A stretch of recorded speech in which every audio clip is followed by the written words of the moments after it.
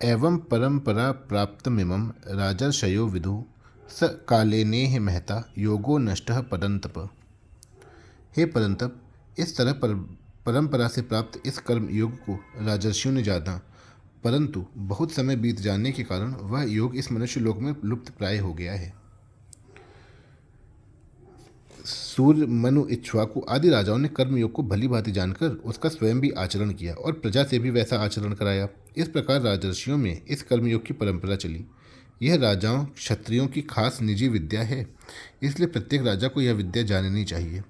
इसी प्रकार परिवार, समाज, गांव आदि के जो मुख्य व्यक्ति हैं उन्हें भी यह विद्या अवश्य जाननी चाहिए।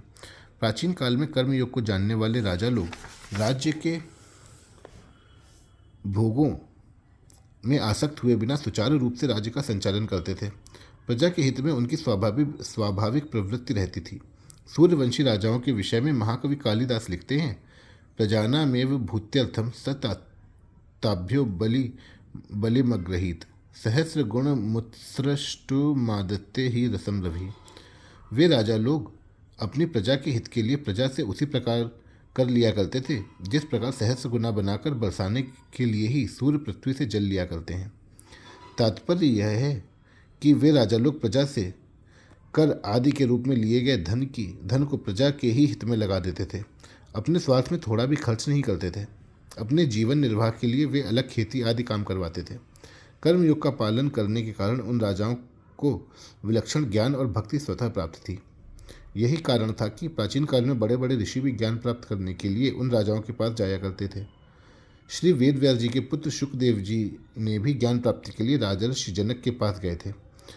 छांदोग्योपनिषद के 5वें अध्याय में भी आता है कि ब्रह्म विद्या सीखने के लिए 6 ऋषि एक साथ महाराज अश्वपति के पास गए थे।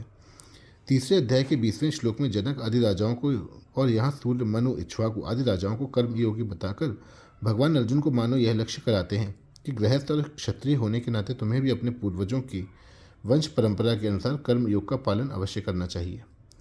इसके अलावा अपने वंश की बात कर्म योग की विद्या अपने में आनी सुगम भी है, इसलिए आनी ही चाहिए। सकालेने महता योगो नष्टः। परमात्मा नित्य है और उनकी प्राप्ति के साधन कर्म योग, ज्ञान योग, भक्ति योग आदि भी परमात्मा के द्वारा निश्चित किए होने से नित्य हैं, अतः इनका कभी अभाव नहीं होता। न भावो विद्यते सतः। ये आचरण में आते हुए न दिखने पर भी नित्य रहते हैं। इसीलिए यहाँ आए नष्टः पद का अर्थ लुप्त, अप्रकट होना ही है, अभाव होना नहीं। पहले श्लोक में कर्म योग को अव्ययम अर्थात अविनाशी कहा गया, अतः यहाँ नष्ट पद का अर्थ आदि कर्मयोग का अभाव माना जाए तो दोनों ओर से विरोध उत्पन्न होगा कि यदि कर्मयोगी अविनाशी है तो उसका अभाव कैसे हो गया, और यदि उसका अभाव हो गया तो अविनाशी कैसे। इसके सिवाय आगे के तीसरे श्लोक में भगवान कर्मयोग को पुनः प्रकट करने की बात करते हैं। यदि उसका अभाव हो गया होता तो पुनः प्रकट नहीं होता। भगवान के वचनों में विरोध भी नहीं आ सकता। इसलिए यह नष्टः पदों का तात्पर्य यह है कि इस अविनाशी कर्मयोग के तत्व का वर्णन करने वाले ग्रंथों का और इसके तत्व को जानने वाले तथा उसे आचरण में लाने वाले श्रेष्ठ पुरुषों का इस लोक में अभाव सा हो गया है। जहाँ से जो बात कही जाती है वहाँ से वह परंपरा से जितनी दूर चली जाती है उतना ही स्वतः अंतर पड़ता चला जाता है। यह नियम है। भगवान कहते हैं कि कल्प के आदि में मैंने यह कर्मयोग सूर्य से कहा, फिर परंपरा से इसे राजर्षियों ने जाना, अतः इसमें अंतर पड़ता ही गया और बहुत समय बीत जाने से अब यह योग इस मनुष्य लोक में लुप्त प्राय हो गया है। यही कारण है कि वर्तमान में इस कर्मयोग की बात सुनने तथा देखने में बहुत कम आती है। कर्मयोग का आचरण लुप्त प्राय होने पर भी उसका सिद्धांत सदैव रहता है, क्योंकि इस सिद्धांत को अपनाए बिना किसी भी योग, ज्ञान योग या भक्ति योग का निरंतर साधन नहीं हो सकता।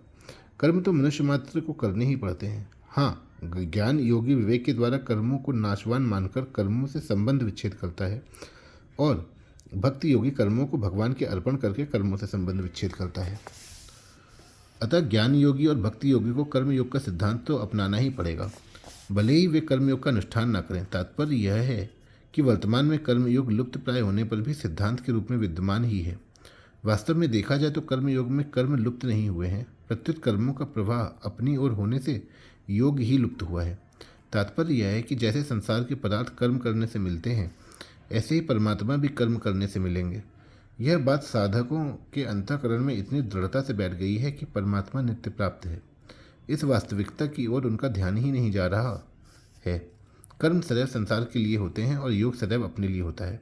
योग के लिए कर्म करना नहीं होता, वह तो स्वतः सिद्ध है। अतः योग के लिए यह मान लेना कि वह कर्म करने से होगा, यही योग का लुप्त होना है।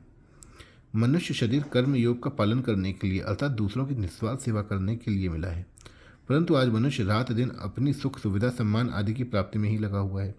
स्वार्थ के अधिक बढ़ जाने के कारण दूसरों की सेवा की तरफ उसका ध्यान ही नहीं है।